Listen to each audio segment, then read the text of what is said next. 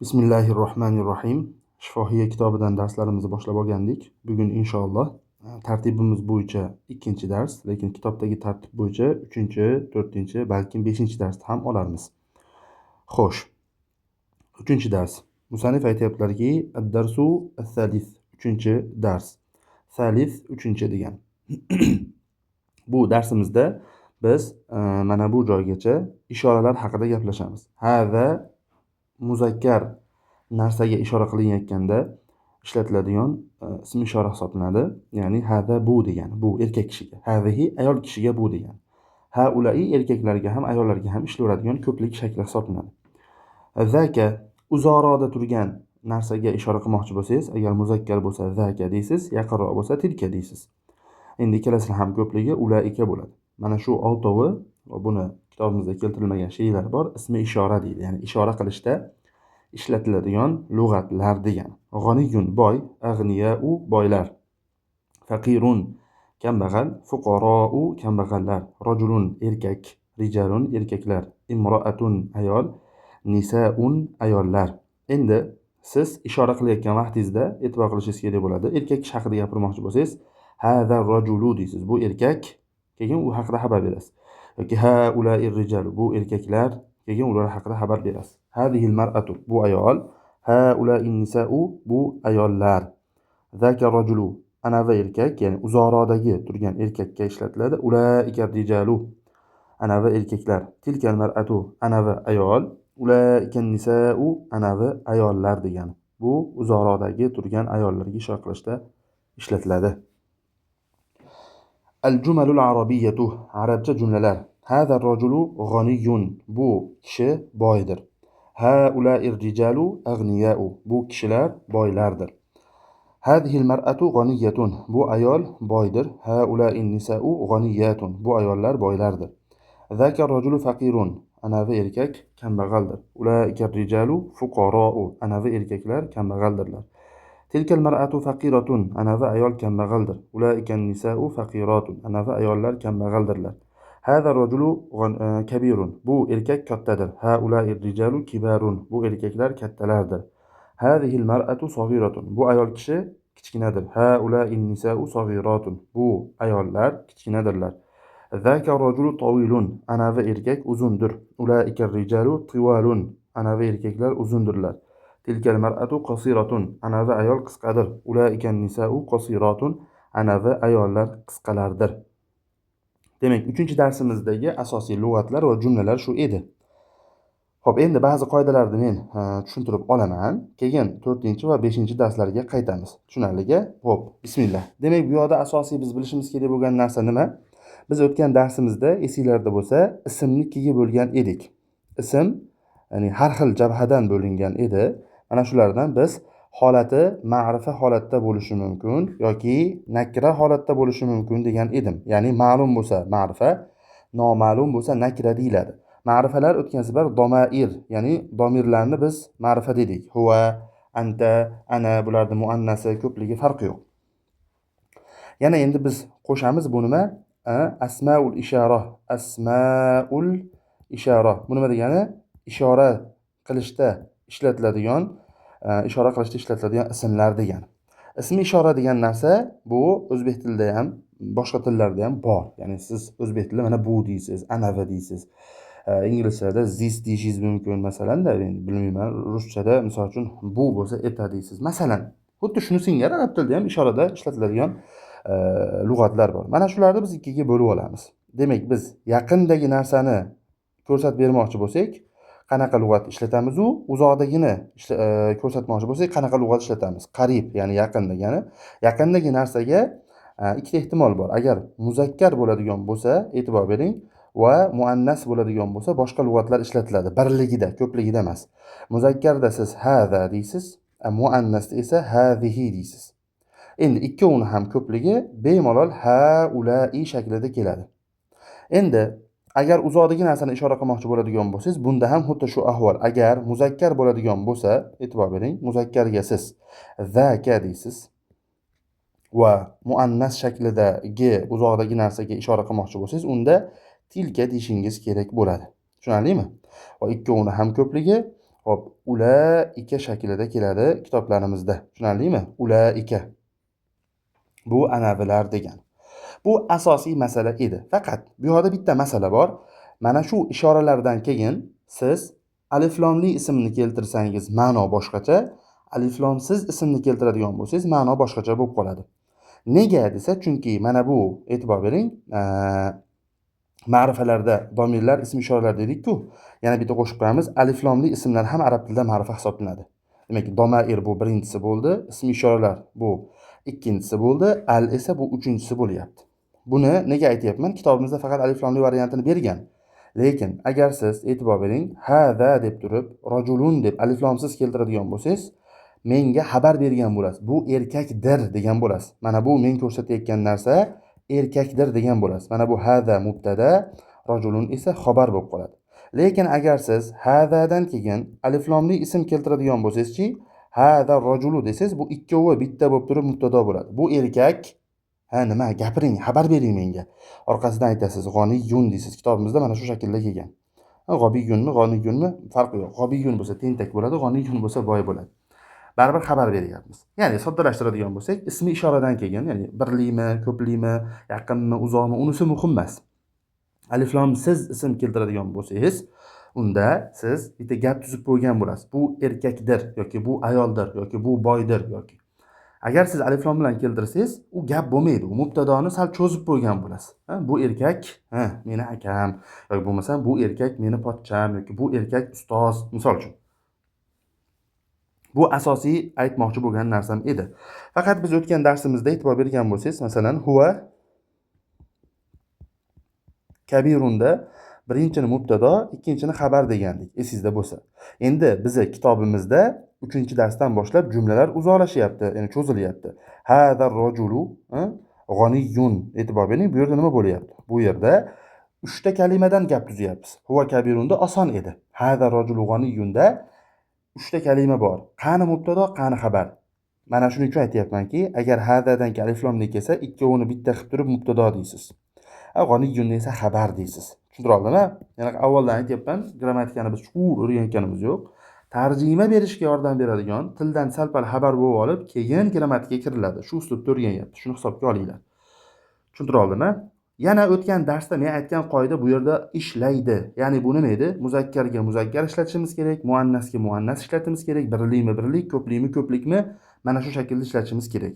Mana hada ar-rajulu g'oniyun dedik. Agar ayol kishida gapirmoqchi bo'lsam-chi, unda hadihi, imroatun deb to'xtaydigan bo'lsam, bu ayol kishidir degan bo'laman.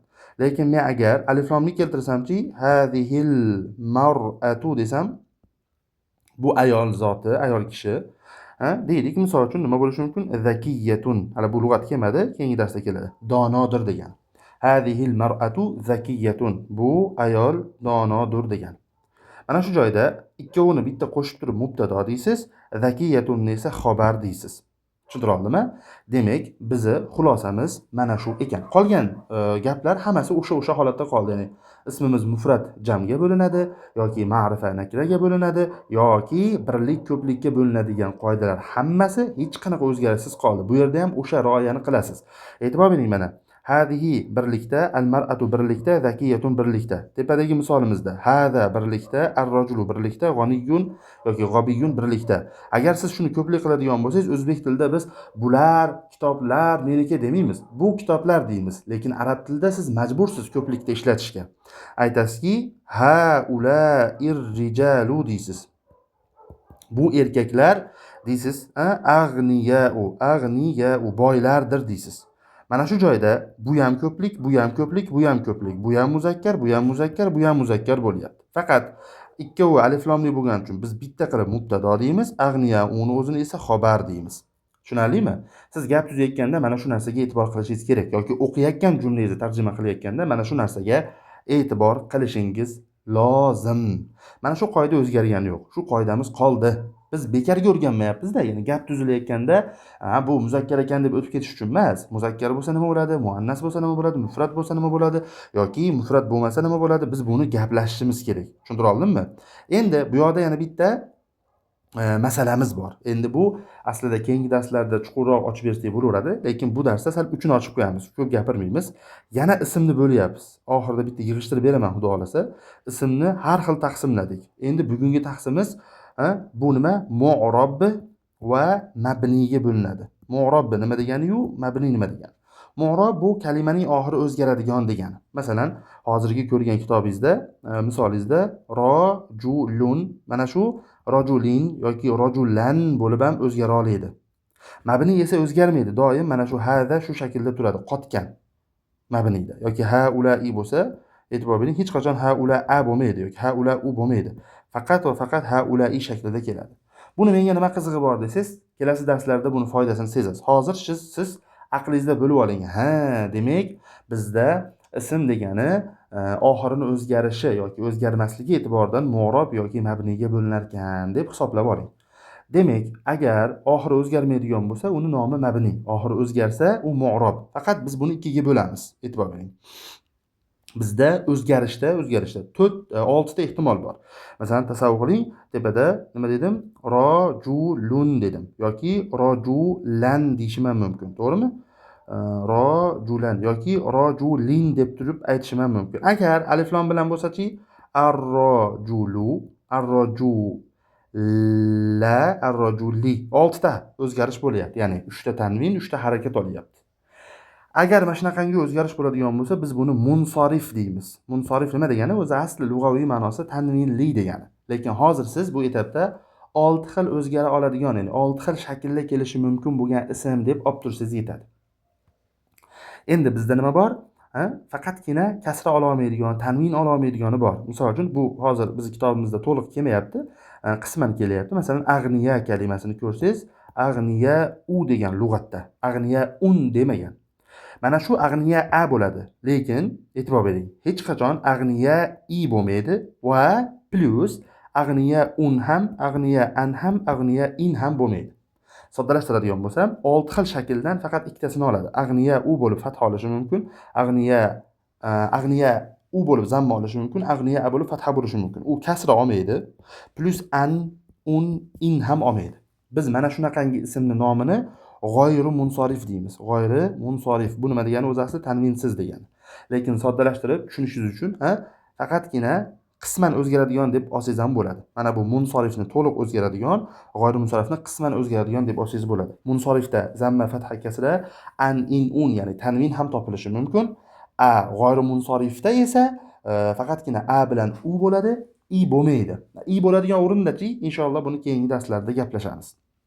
Bu bizga nega kerak? Kalimaning oxirini o'zgarishiga qarab ma'no o'zgaradi. Biz shuni tushunishimiz uchun bu narsa kerak. Qisqacha xulosa yasaydigan bo'lsak, avval biz ismni oxiri o'zgaradimi, o'zgarmaydimi? Qismanmi, qisman emasmi? Qiziq yo'q. O'zgaradimi, o'zgarmaydimi? O'zgaradi. Demak, nomi mu'rob. O'zgaramasa biz uni mabni derkanmiz. Mabni bo'ldi, boshqa taqsimoti yo'q. Mu'robda o'zini ham 6 xil o'zgarish topilsa, biz uni munsorif dedik. Agar qisman o'zgarsa, ya'ni a, u olsayu, i, an, in, un ololmasa, biz uni g'oyri munsorif der ekanmiz. Endi savol tug'ilishi mumkin. Men buni qayerdan bilaman desa, juda oson. Hozircha kitobingizda kelayotgan lug'atlarga qarab ketasiz. Mana e'tibor bering, lug'atda nima bo'lyapti? Lug'atda mana hada, haulai, hadaka, tilka, ulaika bular mabni. Bular esdan chiqmasin, o'zgarmaydi. G'oniyun tanvin olyaptimi? Demak, an, in, un, a, i, u olaveradi. Ag'niya u tanvin olmayaptimi? Demak, men aytgan bu g'oyri munsorif ism hisoblanadi. Tanvin qo'shmasdan o'qishingiz kerak.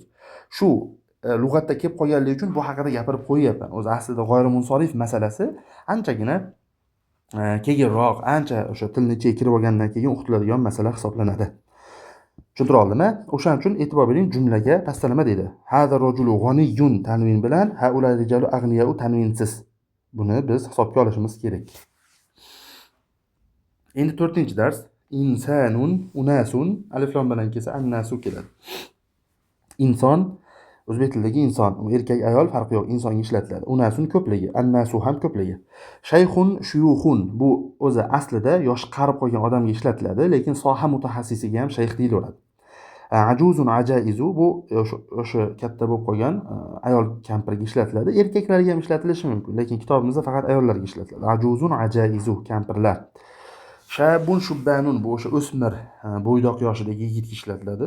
Sobiyun sibyanun bu go'dak, o'g'il bola. Valadun avladun bu o'zi aslida farzand degani valad, lekin ko'pincha o'g'il bolaga ishlatilib ketib qolgan. Lekin aslida u farzand. Farzand o'g'il bo'lishi ham mumkin, erkak bo'lishi ham mumkin, ya'ni qiz bo'lishi ham mumkin, ayol bo'lishi ham mumkin. Shuning uchun aslida bu umumiy lug'at. Insonga o'xshaydi-da, inson ham erkak yoki ayolga ishlatilishi mumkin-ku, lekin ha?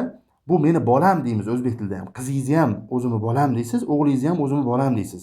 Lekin ko'pincha shu bola o'g'il bolaga ishlatiladigan lug'at. Arablarda ham xuddi shunga o'xshaydi. Valadun kalimasi aslida farzand degani, lekin siz uni ko'proq o'g'il bolalarga ishlaganini ko'rasiz.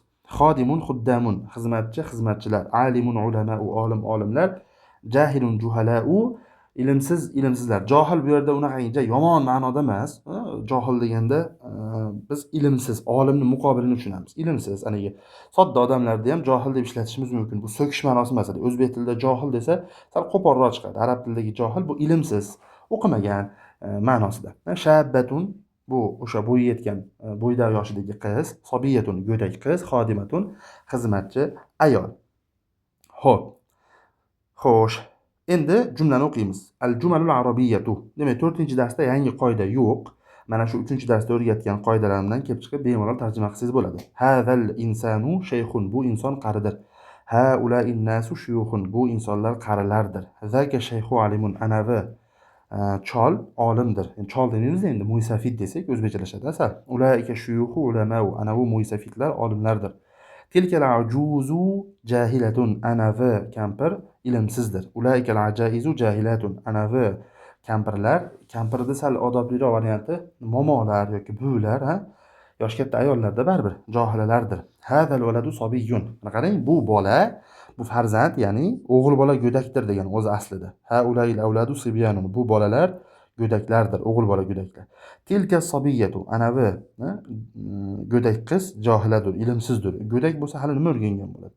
Ulayka sobiyatu jahilatun. Anavi go'dak qizlar johilalardir. Hadal xodimu shabun. Bu xizmatchi bo'ydoqdir, ya'ni yigit deydi lug'atda.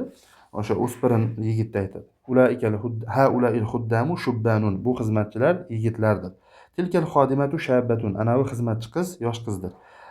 Ulaikal xodimatu shabbatun. Anavi xizmatchilar yosh qizlardir. Huwa shabbun. Mana shu joygacha e'tibor bersangiz, 3 va 4-darsda kelgan tarkibdan foydalanib gap tuzildi. Lekin huwa shabbundan boshlab 1-2-darsni shakliga qaytyapti. Chunki takrorlash bilan pishadi-da ma'lumotlar. Huwa shabbun, u yigitdir. Hum shubbanun, ular yigitlardir. Hiya shabbatun, u ayol bo'yi yetgan qizdir, ya'ni. Hunna shabbatun, ular bo'yi yetgan qizlardir. Anta sobiyyun, sen go'daksan. Antum sibyanun, sizlar go'daksizlar. Anti sobiyatun, sen go'dak qizsan. Antunna sobiyyatun, sizlar go'dak qizsizlar. Ana shayxun, men cholman. Nahnu shuyuxun, biz chollarmiz. Huwa xodimun, u xizmatchi erkakdir. Hum xuddamun, ular xizmatchilardir, ya'ni erkaklarga ishlatiladi. Hiya xodimatun, u ayol xizmatchidir. Hunna xodimatun, u ayol xizmatchilardir. Ular. Anta alimun, sen olimsan. Antum ulamau, sizlar olimsizlar. Anti alimatun, siz olimasiz. Antunna alimatun, sizlar olimasizlar. Ana jahilun, men johilman. Nahnu juhalau, bizlar johillarmiz. Ana jahilatun, bu gapni qiz bola, ayol kishi aytyapti. Men johilman, ya'ni ilmsizman. Nahnu jahilatun, bizlar, buni ham ayollar aytyapti. Biz johillarmiz. Hada rajulu shayxun, bu erkak qaridir. Haula'ir rijalu shuyuxun, bu erkaklar qarilardir. Hadihil mar'atu ajuzun, bu ayol kishi kampirdir. Haula'in nisa'u ajaizu, bu kampirlar, bu ayollar kampirlardir degani. O'zi aslida e'tibor bergan bo'lsangiz, bizda 2 xil formula keldi, xolos. Unaqangi ko'p formula kelgani yo'q.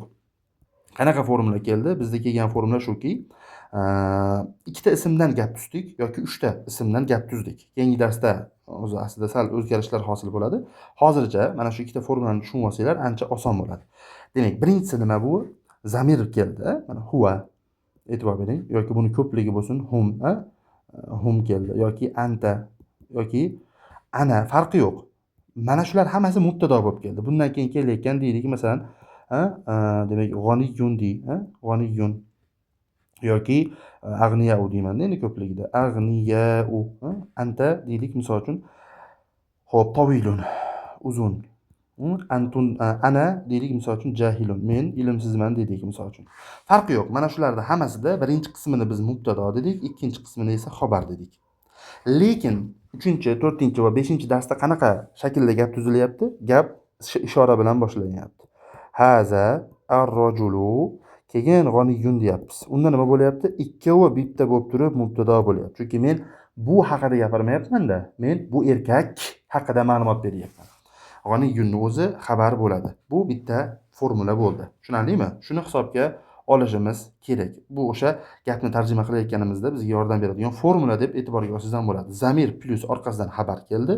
Zamir bu o'sha olmosh yoki ismi ishora o'zidan keyin alif lomli ism bilan bitta bo'lib turib mubtado bo'ldida, g'oniyun esa uning xabari bo'lyapti. Tushunarlimi? Faqat o'tgan darsda tushuntirish esimdan chiqib qoldi. Bizda muzakkar ism bor, tasavvur qiling. Masalan, shabun. Mana shuni ko'pligi nima bo'ldi? Shubbanun bo'ldi, to'g'rimi? Shubbanun bu endi yigitlar degani. Faqat biz hamma ismni ham emas, e'tibor bering. Aksar ismlarni muannasini yasamoqchi bo'lsak, muzakkarda olamiz. Oxiriga ta marbuta qo'shamiz. Shabbatun bo'ladi. Mana shu shabbatunni oxirgi harf bilan ta marbutani oldiga alif olib kelib turib, e'tibor bering. Shabba katta t ga o'zgartirsak ko'pligi hosil bo'ladi. Yosh qizlar bo'ladi. Bu ham formula, eslab qolsangiz juda sizga yordam beradigan formula hisoblanadi. E'tibor bering, yana bitta demak misol beraman. Bu o'zimiz o'tgan tawilun muzakkarga ishlatiladigan varianti. Buni ko'pligini qoidasi yo'q, yodlaymiz. Tiwalun dedik. Lekin muannas yasash va uning ko'pligini yasamoqchi bo'lsak nima qilamiz? Tawilunda l dan keyin t qo'shamiz. Tawilatun, tawilatun. Endi men ko'pligini yasamoqchi bo'lsam-chi ayollarnikini yodlab o'tirishimga hojat yo'q. Oxirgi harf ta, ta'dan oldin lam, orasiga alif qo'shamiz. Tawila katta t yozaman. Tawilatun. Mana shu ayollarning ko'pligi hosil bo'ladi. Tushunarli? Inshaalloh. Xulosa mana shu edi. Yangi qoida yo'q endi, xudo xolasa 5-dars ham formulasi bir xil. Mana shu 2, 3, 4 darsda o'tgan qoidalarimizni bitta yig'ishtirishga yordam beradigan qo'shimcha dars. Lug'at ko'payadi. Ad-darsul xomis 5-darsimiz aqilun uqala'u. Mana e'tibor bering, aqilun tanvin bilan uqala'u tanvinsiz. Demak, buni nomi munsorif deyiladi. Munsorif, buniki esa g'oyru munsorif deyiladi. G'oyri munsorif. Buni shunday yodlab oling, chunki bu termin. Uni tarjimasini ham tushunishim kerak-ku desa, munsorif bu 6 xil holatda kelishi mumkin bo'lgan ism. G'oyri munsorif esa faqat 2 xil holatda keladi xolos oxirida. Uqala'u bo'ladi. Uqala i bo'lmaydi. Uqala an, uqala in, uqala un bo'lmaydi. Tushunarlimi? Safihun bu telba yoki tentak degani. Sufaha'u tentaklar degani. Zakiyun dono, azkiya'u donolar. G'obiyun telba bu aqldan ozgaroq, jinniroq odamni g'obiy deydi. Ag'biya'u buni ko'pligi. Saminun semiz, simanun semizlar degan. Nahifun ozg'in, nihafun ozg'inlar. Qawiyun kuchli, aqwiya'u kuchlilar. Da'ifun zaif, du'afa'u zaiflar. Sahihun sog'lom, asihha'u sog'lomlar. Maridun kasal, mardo kasallar. E'tibor bering, bularni muannas variantini bermadi. Siz hozirgi o'tgan qoidamdan kelib chiqib, bemalol muannasni yasay olasiz. Aqilunni muannas aqilatun, ko'pligi aqilatun. Safihunni muannasi safihatun, ko'pligi safihatun.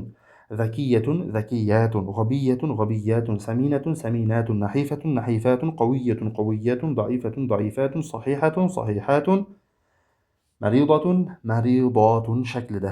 Yana o'sha formula, ya'ni yo 3-darsda o'tganimiz yoki 1-darsga o'tganimiz tartibda mubtada xabarli jumlalar keladi. Al-jumalul arabiyyatu arabcha jumlalar. Huwa aqilun, u aqllidir. Hum uqala'u, ular aqllilardir. Erkaklar haqida ketyapti. Hiya safihatun, u ayol telbadir. Hunna safihatun, u ayollar telbalardir. Anta zakiyun, o'g'il bolaga sen donosan. Antum azkiyau, sizlar donosizlar. Anti bo'ladi, muannas anti bu yoqqa tushib ketibdi. Anti g'obiyatun, sen telbasan, jinnisan. Antunna g'obiyatun, sizlar o'sha jinnisizlar. Ana saminun, men semizman. Nahnu simanun, bizlar semizmiz. Hada rajulu saminun. Mana 3-darsdagi formulaga qaytdik. Hada o'zidan keyin alif lomli ism bilan bitta bo'lib turib mubtado bo'lyapti. Bu erkak xabar bering, semizdir deb. Haula'ir rijalu simanun, bu erkaklar semizdirlar. Hadihil mar'atu nahifatun, bu ayol ozg'indir. Mana lug'atimizda nahifatun kelmadi, lekin qoidasini men o'tdim. Musannif ham sizni tushundingiz degan hisobda uni alohida berib o'tirmayapti. Haula'in nisa'u nahifatun. Mana qarang, nima bo'lyapti? Mana bu fadan ki alif berib, t'ni katta qilib yozib qo'yapmiz. Natijada ko'pligi nahifatun hosil bo'lyapti. Zaka rajulu qawiyyun. Anavi erkak kuchlidir. Ulaika rijalu aqwiya'u. Anavi erkaklar kuchlidirlar. Tilkal mar'atu da'ifatun. Anavi ayol zaifadir. Ulaika nisa'u da'ifatun. Anavi ayollar zaifalardir. Hadal insanu sahihun. Bu inson sog'lomdir. Haula'in nasu asihha'u. Bu insonlar sog'lomdirlar.